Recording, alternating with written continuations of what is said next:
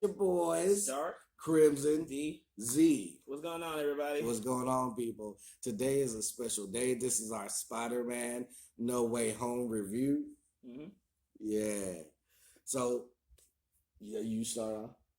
Oh, I mean, hey, man, it's an enjoyable movie or so. And right now, this here is our non-spoiler part of the evening, to where we just talk about, how the whole thing went. Our Nah, own. forget that. Forget that. This is what the No, third weekend. They deserve to be spoiled. If you ain't seen this, you deserve to be spoiled. And again, there ain't no excuses. Oh, my again. mom in Come the on now. hospital. Shoot, she in the hospital. Where you at? You can go see it. Shoot. But come on now, you know that there's a lot of people that's may not been able to see the movie or so right now because everybody's all bombarded and trying to see it. I mean, So I get that. And see, that's the thing. Like, true Spider Man fans are going to persevere. Like, I had a group of friends that literally did not sit together. They went, but the seats were scattered. So they'll be like, okay, you take this seat, you take this seat, you take this seat. Because, at the end of the day, we all Spider Man fans. So it's like, we all one anyways. You know what I mean? yeah, I get you.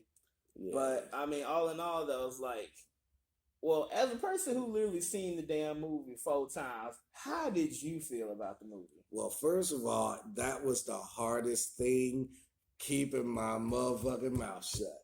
Like, I wanted to scream at the top of my lungs, but Disney put a choke on us.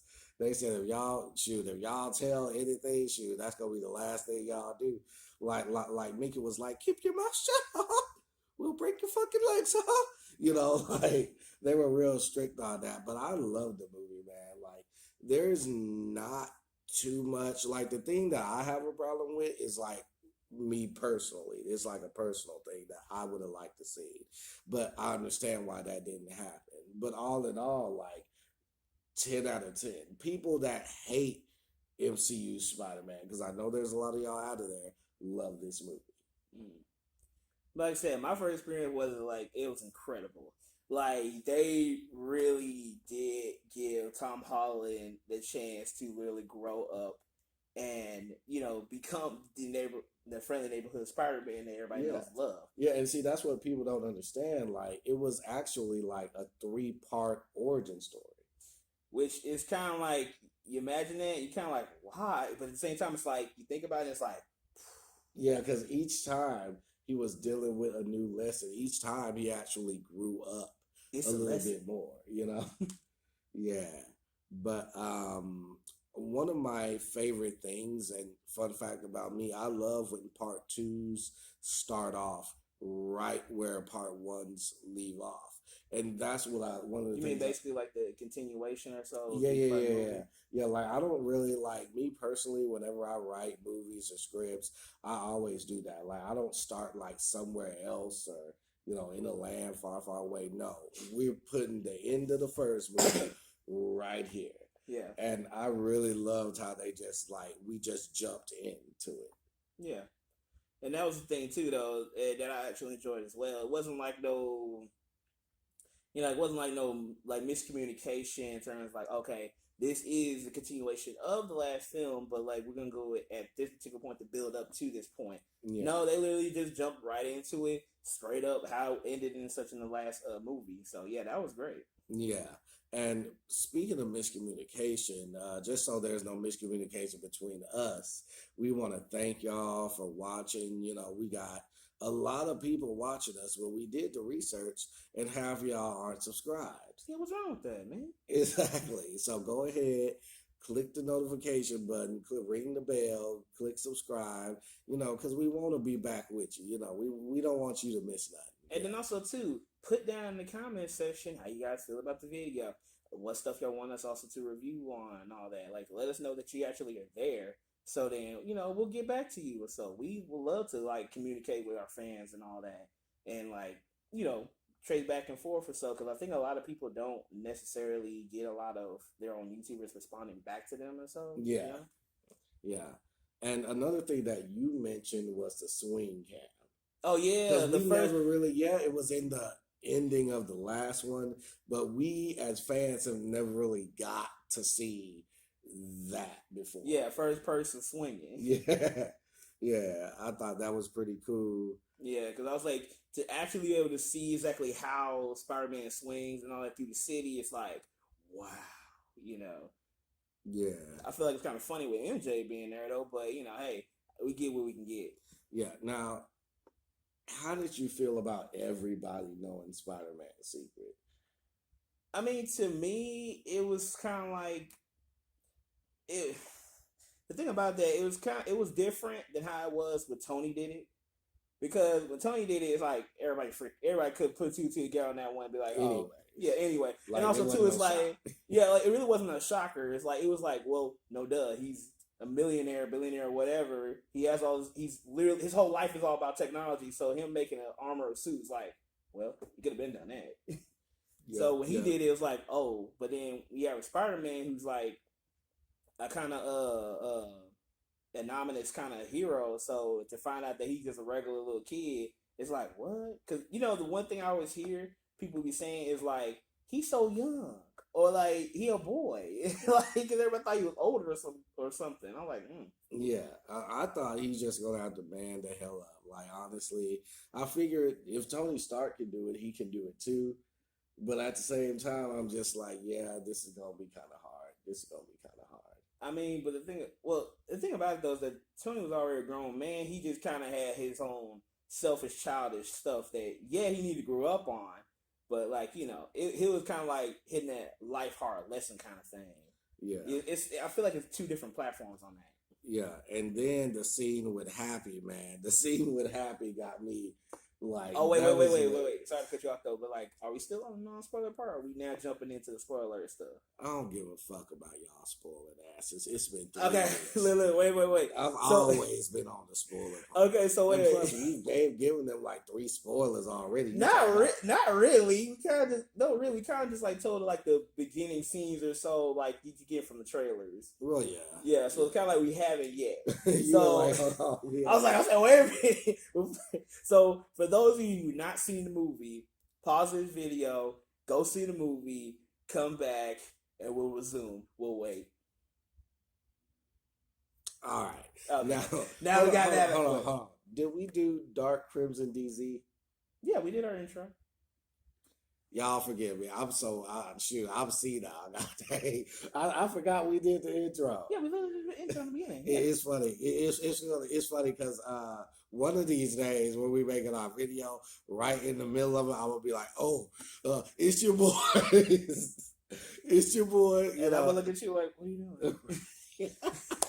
Right, but nah, man. When and you can tell Happy and Aunt May just got done doing the do. Yep. Because Aunt May's hair was all over. Yep, and that's the part I was looking like. I said May was on that gangster stuff. She was like, "Done hit and quit." Yeah, and I was like, "Dang, Happy, like you messing up, like." Yeah, because this whole thing was this whole boundaries and learning personal space kind of thing. He was too clingy. Yeah. That was Aunt May's reason. I was looking like, because even Peter was confused. He was like, "Why? Like, y'all look good together." It was kind of weird at first, but I liked it or so later on. But he was like, "Yeah, he was too clingy. He had no personal boundaries." Like, Yeah, and he was like, "What's wrong?" And he was like, "Well," she was like, "Well, it was a fling, and we just flung." So that part was funny. that was her excuse though. Yeah, I also like the part where Zendaya and MJ and Spider-Man was swinging, and it was funny because he was like, "We'll go to your dad's house. He doesn't like you. I thought he did. Not anymore." Or he'll kill you. What? I thought he liked me. Not anymore. You a murderer. But yeah, like it was definitely funny. I liked that part. And then, bruh, we were wondering, would the Netflix TV shows be canon? And out of nowhere, Matt Murdock, Daredevil. I'm telling you. And like, did you see how he caught the brick? He was like, and if you notice, Spider-Man was already about to catch it because his hand was right here. Spider-Man's hand was right here. So both of theirs, and when you think about it, both of them kind of have a different form of Spidey senses. Well, I think that one was more so on reflex than Spider Sense. Yeah, but it was a sense because when you blind, all your senses are heightened. Well, that's different for him because his is always on 24/7. Yeah, While Spider Man's is like happens only when danger happens. So like I said, I think for Peter it's more so on instinct than yeah, it would have been on Spider Sense kind of thing. yeah. True. Yeah, but we got to see Matt Murdock. Fun fact, y'all. There's actually a part in there that was deleted where he actually takes him under his wing for a little bit and be like, "Hey, man, this vigilante shit, it's hard and you can lose people, but it's worth it in the end." But I realized why they cut that part out because that was like too foreshadowing. Like we would have known, all right, who about to go, why he's saying that, you know. I get that, but to me, it's like if I feel like that. I feel like that, like you said, it is foreshadowing, but I see that as like a way for them to like do that in the next movie. Like, say, okay, Peter's in a rough spot right now. Daredevil Daddy, can you please help me? Right, right. And like there was another scene which we saw like a clip of in the trailer where he was in the interrogation room with him. And I'm like, I wish they would have kept that scene in there. And another thing you brought to my attention that I didn't even know was Pepper. They didn't mention her at all. I guess Disney was like, "Hey, we paying all these actors. We ain't got time for you. Like we got too many people in this movie." But yeah, they didn't have Pepper at all. Now there was a deleted scene where her daughter was gonna come to Spider Man's defense and say, "Hey, this is my buddy." But I was like, "Dang, Pepper did Spidey cold." Like she was like, "Dude, you getting us sued? We don't want anything to do with you." Well, they said they put him on investigation, not like technically being sued or so. Yeah. But I mean, I get that, but to me, it's like I thought, if anything, when that part happened, when it's like you feel like the world was against him, that the Iron Man family would try to like back him up. Or I feel like there should have been a scene. Yeah, it felt like it should have been a scene on that part because I looked and I said, where the hell's because the only mention of it is when Matt Murdock tells him, and this is another funny scene. He was like, "You're gonna need a lawyer," and he said, "What? Nah, I'll just say what they say on Goodfellas. That would coincide with my happy and all that." Yeah, and he was like, "Dude, nah, get a lawyer. Let me help you." Because Peter got off because let's face it, this is the criminal system. If something is tampered with, they probably could have figured that out. So he got out of that situation. But the thing about it though, too, though, is that even though he did get out of the situation, people still like hated him because of it, though. Yeah, it's kind of like Michael Jackson. Like even though you cleared off all costs, at some point in somebody's mind, there's the back of their mind that's gonna be like, "What if they did it?" So yeah. And, they did harp on that shit too, though. When he went to school. Yeah. And you had the principal and the other guys such a way they was like fanboying his stuff, but then you had that one guy that was looking like murder. Bro, okay, I love to hate that scene because everybody I know, and I kind of get it because we both chill, laid back people with beady eyes, but everybody says that I remind them of Hannibal Buress. So every time I see Hannibal Buress and Spider-Man, I'm like, dang it. But yeah, he like they had all fanboy, like he had pasted a picture of himself with MJ and him, and stuff like that. Oh yeah, and the MJ fan, the guy with the long hair. Yeah, that was Zendaya's real assistant. Oh, I knew him from something. That's funny. Yeah, but that was a real assistant. I was like, he said, "You having spider babies?" I'm like, right, bro, right. And Flash, oh my God, the Flashpoint book. He was like, step aside, this is my homeboy, and I was like, really, Flash? Like, I didn't know how he would react, but I figured he would react like that. I mean, honestly, I kind of took it like half, where it's like when he found out that Peter Parker was Spider-Man, I thought he was going to still, like, he was going to try to be cool with him, but still try to punk him or some shit, but, Spider-Man, now that you know that the boy you've been picking on stuff, when I can whoop your ass anytime he can do, right. You're like, yeah, let me not. Right. And then also, man, we got to talk about the scene where they didn't get accepted into college. Yeah, that was kind of sad. That was harsh. I was like, dang. Oh yeah, but that still was a funny scene though, where Flash came in and was like, "You gonna still do say what y'all did?" Yeah, because we actually his friend. Yeah, actually friend, asshole. Right. And he like, oh, And he was like, talk to y'all anything. But yeah, man, that was messed up, bro. And it's funny because MJ being MJ, she was just like, well, expect to get disappointed. You won't be disappointed. And like all three of their backup colleges denied them. yep. And I didn't get this. I don't know why I didn't see this, but because I was like, why they didn't get in? And he was like, due to controversy, Spider-Man, all this stuff. And I'm like, God dang. Yeah, that's pretty much what it is. The fact that they were involved in it, regardless of they weren't directly involved into it, the fact that they were associated with it affected them like that. And now that I think about it, we're not gonna jump ahead, but that makes the ending really, really more like meaningful. But it still makes sense to me though. But I guess. But I mean, well, I'll tell you what I'm talking about in a little bit. But anyways, the part where we got to see Doctor Strange try to work his magic and fix it and all that, like that part was a trip. Yeah, but even then, like you said before, Ho, that Doctor Strange ain't no Tony Stark. He ain't gonna baby him because when he was doing the spell, and he just kept messing it up. Like he kept changing the spell like 4 times, and that's when everybody saw from the trailer like the whole effect is such affected the whole time realm and everything. He's like, well, at least you tried to do everything you could before doing this, and then people was like, no, I didn't do it. He's like, wait a minute, pause. So you sit here telling me that you didn't try to go to these colleges to plead your case before coming to try to do the most extreme time and space type of spell? He's like, well, yeah, when you put it like that, shut the goddamn door in his face. Say, get the fuck out.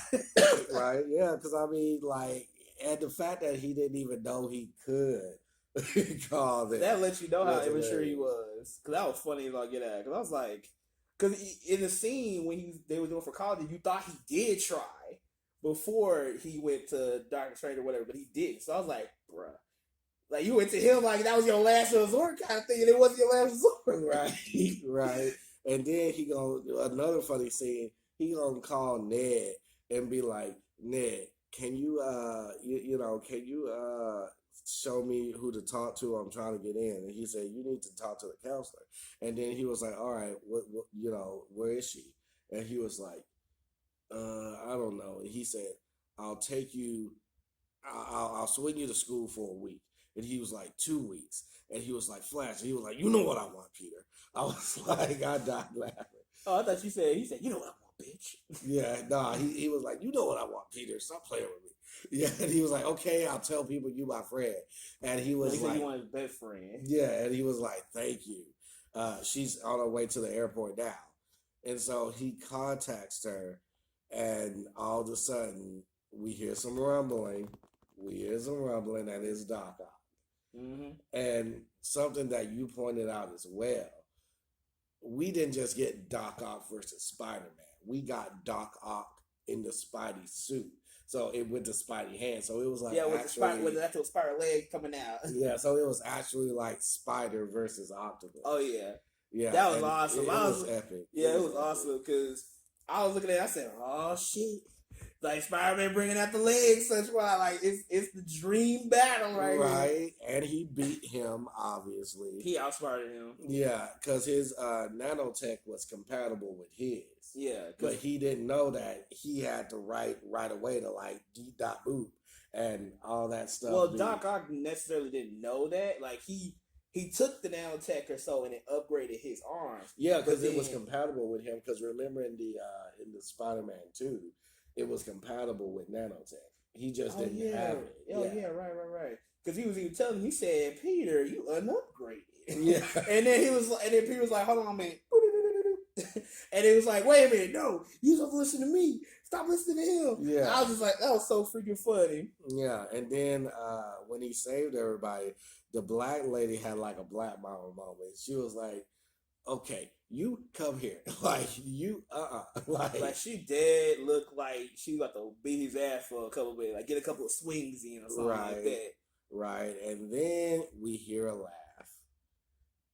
It's the Green Goblin. Yup. But before he could do battle with him, Doctor Strange zaps him into the lab. What's it called again? I think it's the underground layer kind of thing. It was, like yeah, but there it was like some kind of prison or something. it had a name to it. It had a name. Yeah, but I can't remember. It was some kind of mystical shit. Yeah, and don't quote us because I know the name, but it's like I had to tip of my tongue. Hey, look. Hey, put down in the comment section. So, what was the name of the underground layer dungeon? Yeah. But he had already caught the Lizard, and he had already caught Doc Ock from Spider-Man. Mm-hmm. And he was telling them, all of the villains need to be rounded up, and that's the point where he was like, Scooby-Doo this shit. Well, because they were saying they needed to take them home because of the spell that Peter kept messing up or whatever. It allowed them to come in through other universes to be here in this one, and it's like this is affecting the time thing because you keep trying to have your cake and eat it too. Mm-hmm. Now I want to get with the villains for a minute. Number one, Doc Ock. Doc Ock was like the uppity, grumpy uncle. Like, oh, you think you can fix us in a bachelor pad, looking through a bachelor's underdrawer or something? Like, how What dare? the hell? Yeah. He was like, how dare you? He had this personality of how dare you? I'm an accomplished scientist. Like, you think I'm gonna get fixed? That he was basically undermining Peter. Yeah. And he was kind of grumpy, but I like the fact that he got more screen time than the others, except for Goblin. I like that he got more screen time because he is like a pivotal villain. But I'm glad they didn't choose him as the main villain. Well, like I said, when it came to him, like the movie basically made him to be like he's only grumpy. He's only doing this so because his things all messed up and the voices in his head won't shut the hell up. Yeah. So it's kind of like he was just like a guy that was just like he's grumpy because he wasn't getting enough sleep. Yeah, pretty much. And he just acted out. Because of it. Because honestly, you feel like his backstory, in terms to how he became a villain, would have been more understandable. Feel more concrete to where it's like even if they did fix the thing, it wouldn't have changed him. Mm-hmm. Because he became a villain so because of course thing messed up. His wife got killed.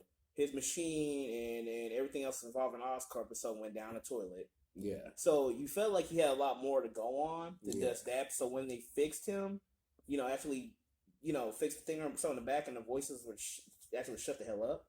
He was like, like it was kind of like when the animal like has a thorn or some shit on their side. When they take it off, they calm the fuck down. Yeah. It was kind of like that. It was like, yeah. Now it's funny because my friend was telling me I don't even know if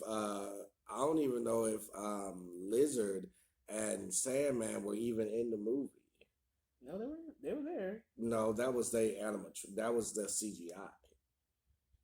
So you saying that the actual people that were playing them or so? Yeah. Well, I mean, yeah, because literally you have a giant ass lizard man. Yeah, a walking piece of sand. But at the end they were actually there. Yeah. And he was like, I think they might have like took a scene from the previous movies they were in because they did them dirty. Like they wasn't, but it makes sense for them not to be like scene stealers. Like I think they did really good with the villains. Like everything went like according to it flowed well. I mean, yeah, but just based off of like their personality. Yeah, and also to why they do the shit they do, it's like it don't make sense for them to get a lot of screen time anyway. Yeah, because Sandman kept constantly saying he want to go home, he don't trust nobody, and all sort of stuff. And Lizard, he's just fucking crazy. Yeah. So it's kind of like why give the mopey bunch some screen time? But I did like their interactions with each other where they were talking like Jamie Foxx was like, oh, I was a nobody with a comb over before I came here. And Lizard was like, I can fix you. And he said, let me guess, turn me into a lizard. Exactly. Like, And I was like, no, fuck you. yeah, nah. But and speaking of Jamie Foxx, a lot of people are like, well, they didn't tell us why he changed. The reason why he changed was because he's in a new universe, so there's new energy. Because notice, I don't think a lot of people caught this, but notice when we first see him, he was blue.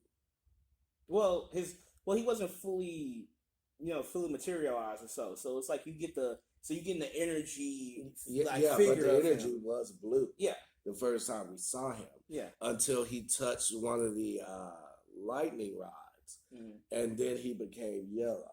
yeah, Like that's why he changed because different universe, different energy. yeah. So And basically, any universe he goes to, he's gonna be a different version of himself, pretty much.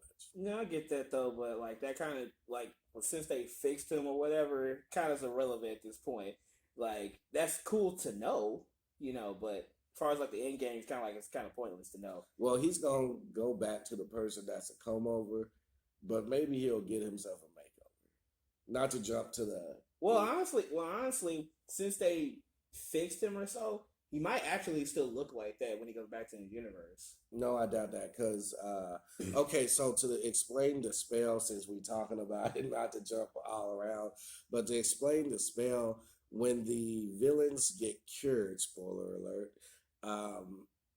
it's kind of like what Hope said about your past becoming your present and your future becoming your. So now that they're fixed, all them turning evil never happened. Mm-hmm. So he's still that dude with a comb over because he never got the electro powers. Now, maybe when he goes back, he can work out, maybe get a decent haircut, I mean, honestly, build his confidence. I mean, honestly, his get version. some contacts, I mean, honestly, his version that he was in the Amazing Spider-Man one, he looked ugly as fuck. To where he needed a lot more than just working out. He needed get with a those facial. Well, no, not a facial. He still looked good. So even then, he just looking like he needed to get his like those commercials always say like they move their hair to a certain point or something like that. Yeah. That's all you need for him, just move his hair from looking like this to then smush it all over. So to where he looked like when he came to the other universe. Yeah, and the funny thing is that was Jamie's actually real hair. I know, that's what I'm saying. That's all they had to do. We playing Jamie. We know you sharpie your hairline in now.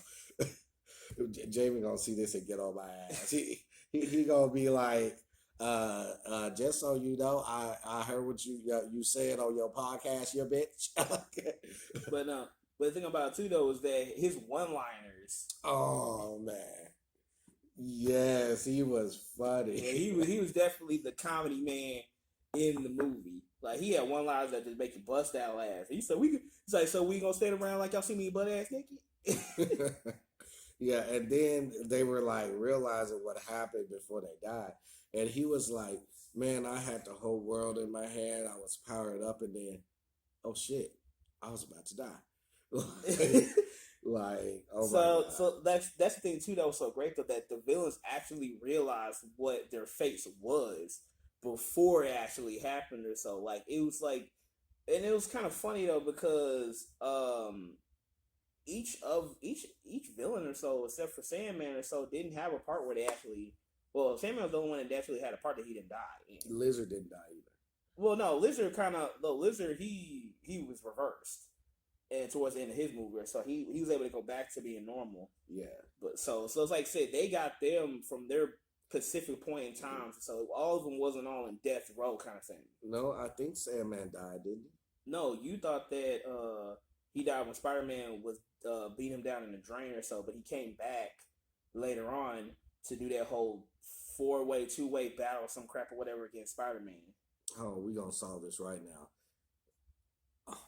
We gonna leave it up to the viewers. Comment below if you think. Nah, you saw my reaction. Yeah, I did. I looked up. I was like, oh I was like, oh, shit, he was right. Let me read this off to y'all. Look. Sit here telling me. Sandman doesn't die in Spider-Man 3. Unlike many other Spider-Man villains, Sandman actually does not die.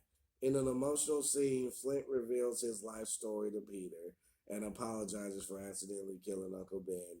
And so you were right. He leaves. Yes, like I said, he was on that. He left on some mystical shit. He literally stood there, had a little moment with Peter when Harry died, and then literally just turned to sand and then whisked away on some magical shit. Yeah, I remember that damn scene. You were right. Let me give you your props.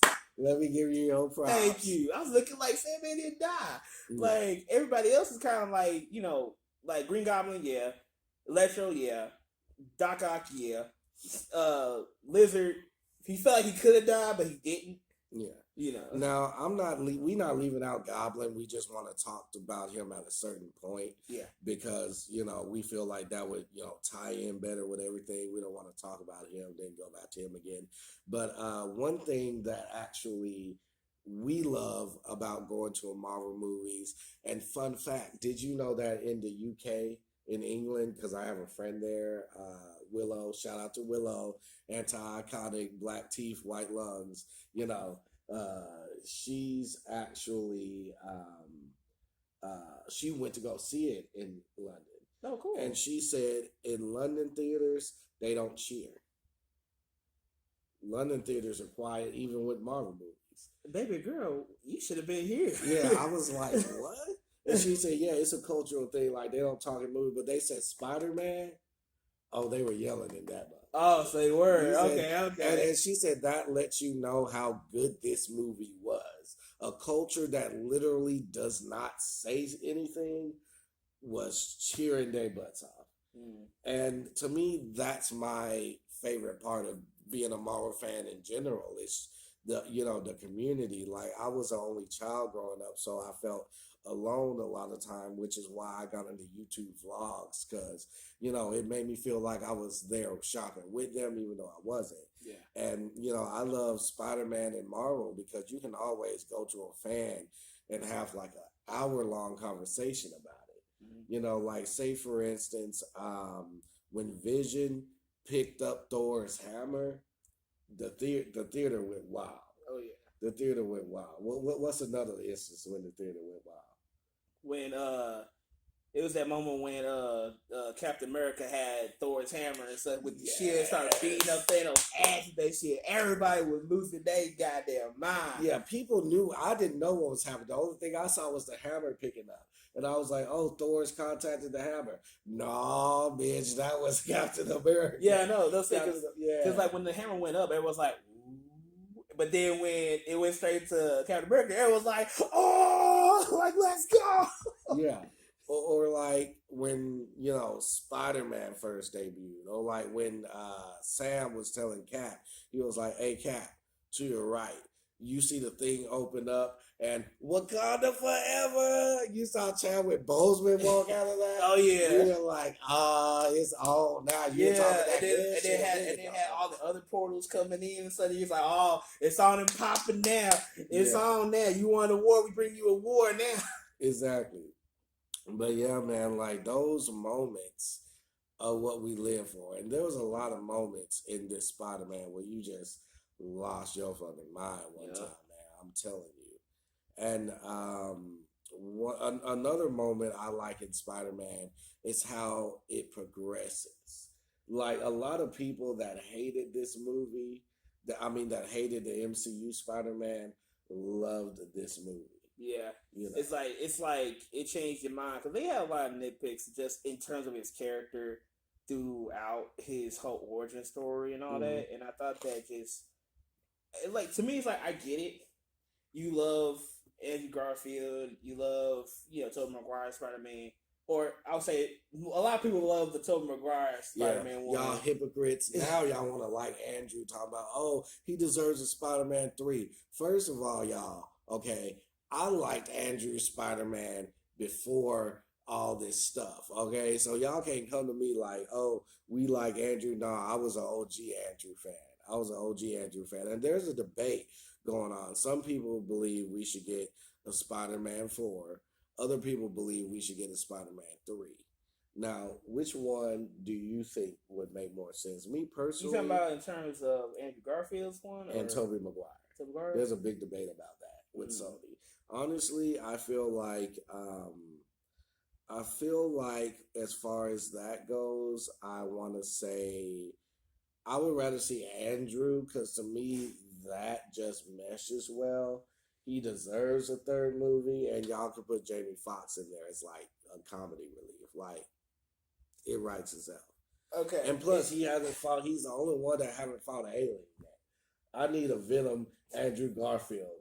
I would love to see Tom Hardy's villain and Andrew Garfield Spider-Man go at it. Like just talking alone would be hilarious. No, I get you and such though, but to me it's like, okay, just to give Andrew Garfield a third movie just so he would just say, okay, I got 3 movies too. Like, I mean, fine, but it's like in my personal opinion, like which one I would give, I would rather give Tobey Maguire. Okay, you talking about having a debate. We about to have a debate at this one. I'm just saying. I love Sam Raimi's Spider-Man. That's my thing. I do too. I don't I care. do too. But I mean, just because Andrew Garfield don't get no third movie don't mean shit to me. No, but I have to say, okay, think about it like this. We got 3 Tobey Maguire movies. Okay. Yeah, the third one was kind of messed up because, the studio went into business for themselves. Mm-hmm. But who would he fight? And comment that below. Who would you want to see, whether it be Tobey Maguire or Andrew Garfield? Whose villains would you want to see them fight? Because I don't like you could easily throw Venom at Andrew. I get that. But I mean, when it comes down to Spider-Man, he has multiple enemies that you just pick from. So it's like that's why I feel like, it can't be Kingpin because Disney would really be pissed. They're like, we just got Kingpin. Now y'all gonna use Kingpin too? I can't see him with Kingpin. So because that's more so like that should have been like the first movie kind of shit.